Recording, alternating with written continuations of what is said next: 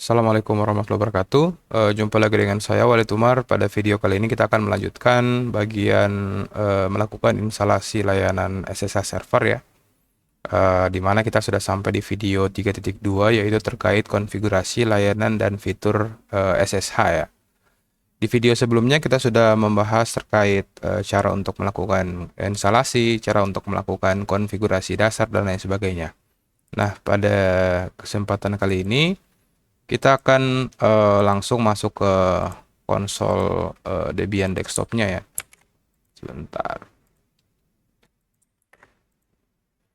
Oke, sudah masuk ke konsol Debian desktopnya. Langkah pertama adalah kita akan buka perkakas sistem ya. Nah, seperti yang kita sudah ketahui bersama, kemarin kita sudah berhasil melakukan remote pada server Debian ya. Jadi kita bisa, ini adalah perintah untuk melakukan proses remote pada server Debian. Dan itu sudah berhasil. Kita bisa lihat sekarang kita sudah masuk di server. Kita bisa cek IP address ya. Nah, kali ini kita akan mempelajari fitur-fitur atau item-item yang bisa kita konfigurasi pada konsol. Sebentar, saya perbesar dulu pada konsol SSH-nya. Jadi kita akan masuk ke konfigurasi SSH-nya. Caranya nano/etc/ssh/sshd. Nah, di file ini ya tersimpan seluruh pengaturan atau konfigurasi-konfigurasi yang dilakukan ya. Jadi kita sebenarnya bisa melakukan atau meningkatkan keamanan dari server kita ya dengan melakukan proses konfigurasi terhadap layanan ini. Jadi saat ini kita akan melakukan hardening ya, atau meningkatkan keamanan atau melihat konfigurasi pada SSH server. Jadi kita harus SSH dulu sebenarnya. Terus kita masuk di root. Oke, sekarang kita posisinya ada di server yang ini ya. Kita buka tab baru lagi. Kita buka tab. Nah, ini adalah server yang lokal ya, atau kliennya. Jadi ini klien. Ini adalah tab Debian server kita. Nah, kita bisa melakukan proses konfigurasi SSH ya, seperti yang saya bilang tadi. Direktori konfigurasinya adalah di ssh/sshd_config. Oke, buka saja. Nah, di file ini kita bisa melakukan proses manajemen. Nah, sebelum itu saya akan menjelaskan beberapa parameter yang dapat kita konfigurasi. Yang pertama adalah parameter port ya. Jadi parameter port ini parameter yang berfungsi untuk melakukan atau melakukan customisasi ya port yang digunakan untuk melakukan remote. Kenapa kita harus melakukan custom port? Ya, biasanya port default ini sudah diketahui secara umum oleh pengguna SSH ya. Jadi ketika kita melakukan custom terhadap port, maka kita tidak bisa langsung melakukan remote lagi ya, seperti cara tadi ya. Misalnya SSH root add 10.10.10.1. Kita sudah tidak bisa lagi melakukan remote dengan cara seperti ini. Kalau kita ubah, nah di sini kita akan ubah beberapa parameter. Yang pertama adalah port 2212. Selanjutnya di sini ada parameter address family. Di sini statusnya any. Nah, any itu berarti dia akan mengaktifkan fitur SSH-nya pada IP versi 4 dan IP versi 6 ya. Jadi karena kita saat ini masih menggunakan IP versi 4 ya pada jaringan server kita, maka di sini kita bisa ganti menjadi inet ya. Itu berarti dia hanya didukung atau hanya dapat di remote menggunakan IP versi 4 dan servisnya juga akan running di IP versi 4. Selanjutnya di parameter yang di bawah ada listen address ya. Listen address ini merupakan parameter yang menentukan alamat IP tertentu yang akan digunakan oleh SSH atau service SSH untuk diizinkan untuk melakukan proses remote ya. Jika server yang memiliki banyak interface, kita bisa tentukan di interface mana saja server ini dapat di remote. Jadi di sini kita akan tentukan yang bisa meremote adalah hanya 10.10.10.2. Jadi kalau kita mengganti IP address yang digunakan oleh Debian client yang saat ini, itu Debian clientnya tidak akan bisa masuk ke sistem kita ya. Jadi kita tidak bisa Debian client-nya tidak bisa masuk ke sistem. Nah, itu parameter yang ketiga yang kita custom ya. Selanjutnya ada di bawah ada konfigurasi login grace time. Nah, login grace time ini merupakan menentukan waktu maksimal ya dalam hitungan menit atau detik untuk melakukan login sebelum sesi SSH ditutup ya. Defaultnya adalah 2 menit. Jadi ketika kita open seperti ini dan kita tidak melakukan authentication, itu waktu untuk mengetikkan passwordnya adalah 2 menit ya. Nah, kita bisa custom di sini, misalnya hanya 30 detik ya. Jadi ketika dia tidak mengetikkan password selama 30 detik, maka dia akan dibatalkan proses loginnya ya. Kita bisa lihat di atas ini, dia langsung dibatalkan proses loginnya.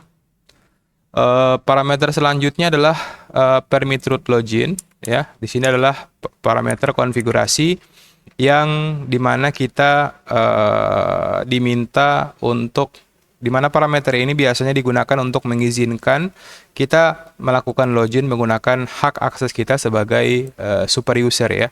Jadi kalau kita pilih opsinya yes, berarti kita bisa langsung login menggunakan SSH root seperti ini ya. Root seperti ini. Kalau kita ketikkan no, berarti user root atau super user tidak bisa login menggunakan SSH. Kita harus login menggunakan user biasa. Setelah kita berhasil login, kita bisa menjadi super user ya dengan mengetikkan perintah su seperti itu kira-kira. Oke, itu parameter permit root login. Selanjutnya ada stretch mode ya. Stretch mode di sini statusnya yes ya. Stretch mode menentukan apakah SSH service harus memeriksa izin dan kepemilikan file atau direktori pengguna, file konfigurasi sebelum mengizinkan login. Defaultnya adalah yes ya. Jika kita atur yes ya di sini di stretch mode ini memastikan bahwa file .ssh dan file konfigurasi lainnya tidak dapat diubah ya oleh orang lain selain pemiliknya yang membantu mencegah penyalahgunaan. Jadi di sini pastikan status stretch mode-nya yes. Oke, langkah selanjutnya adalah di sini adalah max out ya, max authorize ya. Jadi max authorize ini adalah parameter yang dapat digunakan untuk menentukan jumlah maksimum ya percobaan autentifikasi yang diizinkan per koneksi sebelum sesi SSH ditutup.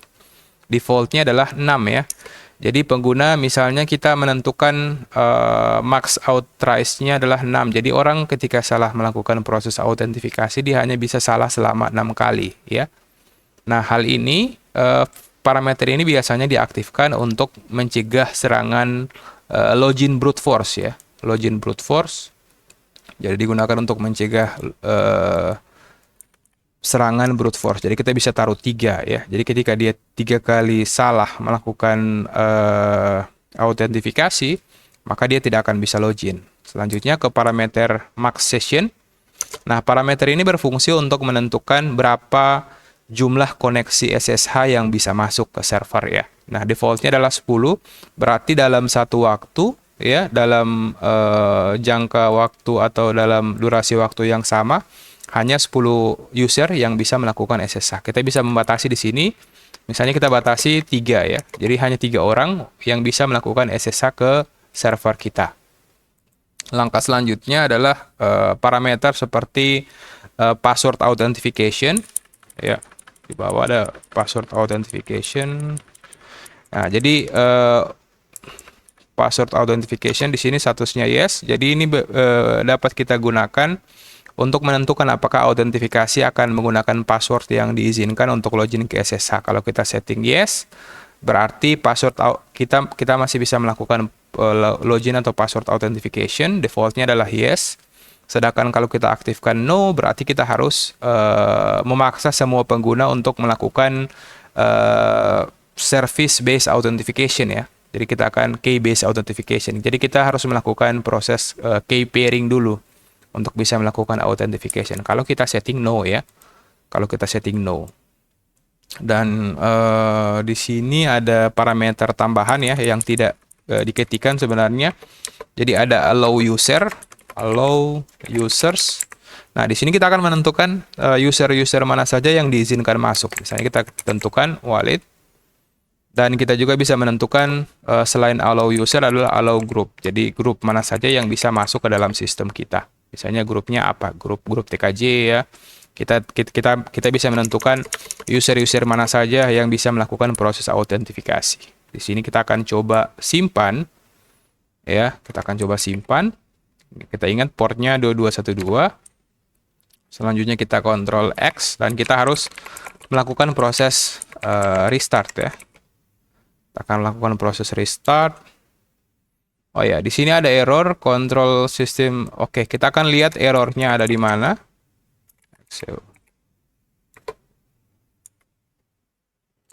SSH service. Errornya ada di baris ya bind port cannot assign. Oke. Kita coba cek ya, karena saat ini ada service yang lagi running ya. Kita buat dua-dua dulu. Selanjutnya kita akan restart. Restart.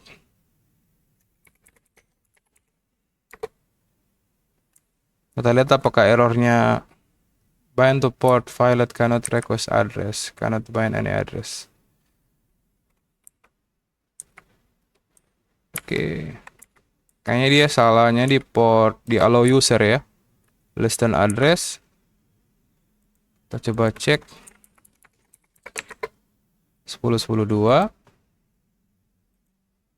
Kayaknya kita harus melakukan proses perubahan atau konfigurasinya langsung di sisi server ya. Jadi di sini kita akan open servernya.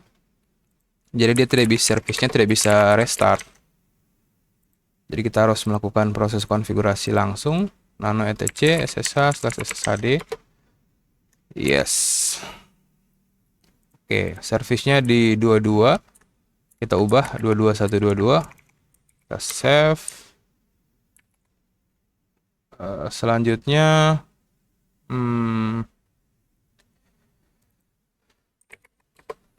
kita akan restart dari sisi server. Harusnya tidak ada isu ya.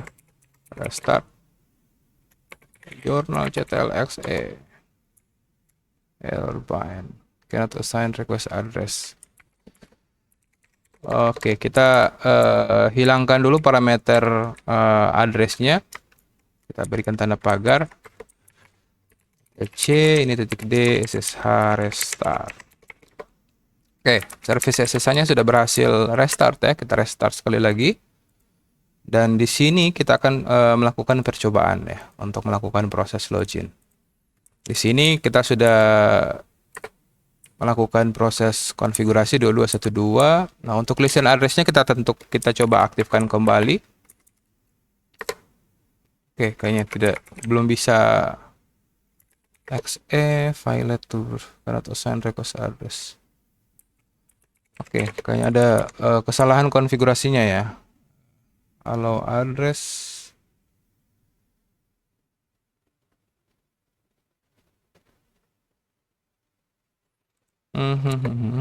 Kita coba pakaikan /24.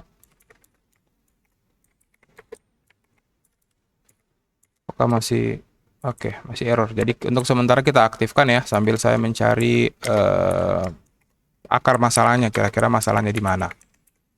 Oke, kita restart kembali. Restart. Nah, di sini kita akan menguji konfigurasinya. Pertama kita akan SSH dulu ya. Oke, di sini SSH-nya sudah tidak bisa jalan lagi karena service SSH-nya sudah berjalan di port yang berbeda. Jadi kita harus gunakan parameter min p ya untuk melakukan login. Enter. Autentifikasinya akan jalan. Nah, di sini login grace time-nya ada 30 detik ya. Kita tunggu untuk menguji ya apakah login grace time-nya jalan atau tidak. Misalnya kita masukkan password. Oke, di sini tidak bisa login ya, permission denied karena status permit root login-nya kita nonaktifkan ya. Permit root login kita aktifkan. Di sini max out rate-nya 3. Kita masukkan lagi. Oke, dia langsung close ya. Dia langsung menutup koneksinya karena sudah 3 kali melakukan autentifikasi. Selanjutnya mark sessionnya. Jadi kita di sini kan kita sudah menentukan user yang bisa login ya. User yang bisa login hanya user wallet. Harusnya sekarang kita sudah tidak bisa login lagi menggunakan user TKJ. TKJ. Oke, usernya sudah tidak diizinkan lagi ya. Nah, kita hanya bisa login menggunakan satu user. Oke, autentifikasi ketiga harusnya langsung ditutup ya. Connection close. Too many authentication, disconnect from 2212. Di sini kita harus buatkan user sebenarnya, add user wallet. Guys, kita buatkan user karena hanya user ini yang bisa atau diizinkan masuk ya. Kita coba lagi. Oke. Ya, masuk ya. Jadi yang diizinkan masuk hanya satu user ya. Hanya user wallet. Selanjutnya kita buka tab baru. Add 10, 10, 10, 1. Ini session yang kedua. Oke, portnya ya. Kita akan coba login dengan beberapa session. Oke, session yang ketiga. Karena di sini sessionnya hanya kita batasi ya. SSH wallet add 10 10 10 1 min P 22122 TKJ. Oke, sudah 3 session. Harusnya session yang keempatnya sudah tidak bisa jalan lagi ya. Wallet add 10 10 10 1 min P 22122. Oke, masih bisa ya. Masih bisa. Max sessionsnya harusnya 3. Oh ya, mungkin max session di user yang berbeda-beda ya. Karena ini kayaknya usernya sama. Kita akan buatkan allow usernya di sini. Allow users wallet TKJ SMK bisa. Jadi kita akan buatkan user baru. Add user SMK bisa.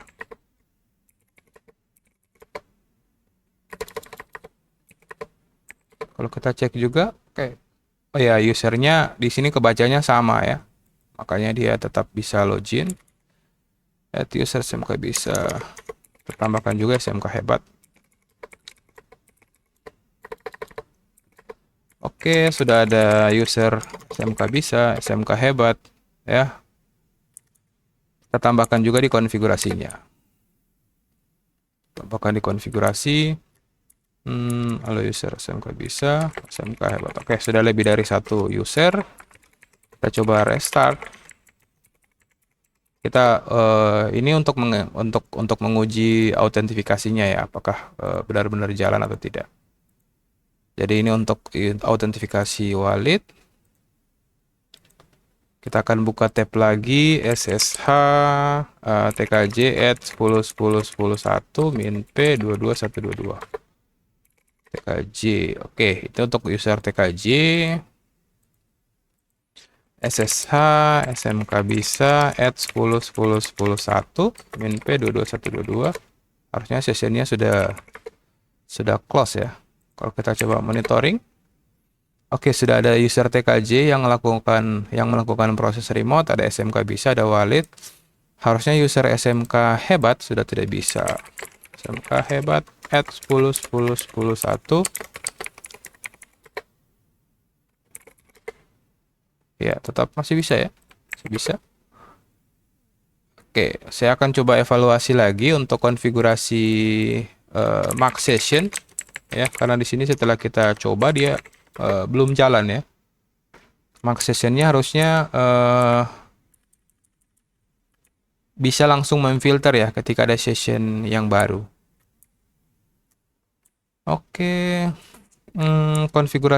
Semua konfigurasi sudah kita tes ya, dan ada beberapa yang harus kita coba reset kembali, khususnya untuk max out red race-nya sudah oke, strike mode-nya yes, permit root login-nya tidak bisa login menggunakan root lagi, login grace time, durasi waktu yang dibutuhkan untuk melakukan proses autentifikasi 10.1 min P 2122. Oke, waktunya 30 detik ya harusnya. Ketika kita tidak melakukan proses autentifikasi, dia tidak akan bisa login lagi. Jadi untuk parameter list dan address ya, itu akan kita coba review kembali atau kita akan bahas di video selanjutnya. Dan selanjutnya untuk parameter max session ya. Oke, kita tunggu hingga durasinya mencapai 30 detik untuk melakukan proses autentifikasi. Oke, kita tunggu beberapa saat sampai status terminalnya close ya. Ya, kita bisa lihat di sini setelah mencapai durasi waktu tertentu ya, proses login SSH-nya langsung prohibit ya, langsung di-deny sehingga tidak bisa kita gunakan untuk login. Oke, saya rasa sekian untuk video kali ini. Semoga apa yang saya sampaikan bermanfaat. Mohon maaf atas segala kekurangan. Akhir kata, wassalamualaikum warahmatullahi wabarakatuh.